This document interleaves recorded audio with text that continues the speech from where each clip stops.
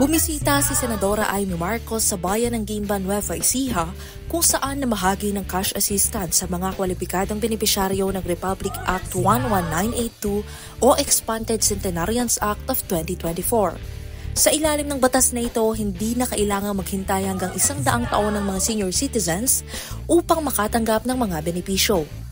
Simula kasi sa edad na 80, makakatanggap na sila ng karagdagang cash gift na 10,000 pesos kada 5 taon. Ayon sa National Commission of Senior Citizens, inaasahan ng gobyerno na makapagbigay ng higit 2.9 billion sa 275,000 na senior citizens sa buong bansa ngayong taon. Tuwan-tuwa ako, first time na mabibigyan ng tulong ang ating mga oldies. Alam naman natin ang centenarians, iilan lang naman ang maabot ng 100 years old, kaya bibigyan natin yung matatanda na 80, 85, 90, 95. First time sila makatanggap ng regalo.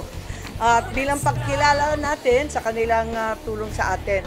Bukod pa rito, kapag sila'y umabot ng 100 taon, isang beses silang makakatanggap ng cash gift na 100,000 pesos. Binigyang diin din ni Senadora Marcos ang kanyang pagsusulong ng isang batas na magbibigay ng libreng libing sa mga kwalipikadong mahihirap upang hindi na nila alalahanin ang gastos sa libing habang nagluluksa.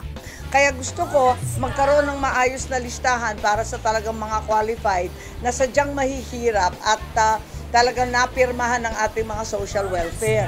Pati na rin yung mga in-crisis situation. Ibig sabihin, yung mga nagkaroon ng may sakit, nagkaroon ng nadali ng bagyo, yung iba't ibang napipinsala.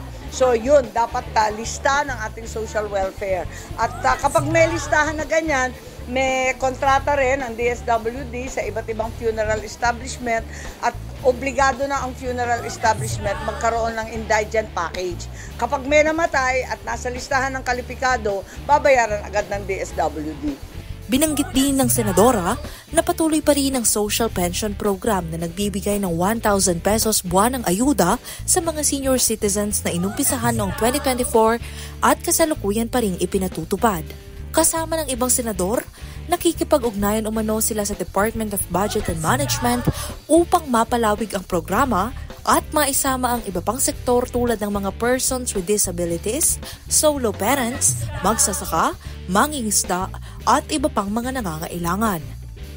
Ayon sa mga benepisyaryo, malaking tulong ang natanggap nilang ayuda lalo na ngayong panahon ng gawat dahil magagamit nila ito bilang pambili ng mga pangunahing pangangailangan tulad ng pagkain at gamot. Malaking tulong po ma'am kasi gawat na gawat ngayon sa bayan namin. Kailangan po namin ng ayuda na kami nagpapasalamat sa iyo Madam Senator sa ayudang pinagkaloob mo sa amin sa araw na ito. Marami pong salamat. Mabuhay ka. Sana po tuloy-tuloy po ang kanyang pagtulong sa mga tao na nangangailangan para po malaking bagay po sa amin na natutulungan po niya. Yun po. Kaya ito po, wala pa man po, maraming salamat po. Ako po si Carmel Joy Miguel, nag-uulat para sa Balitang Unang Sigaw.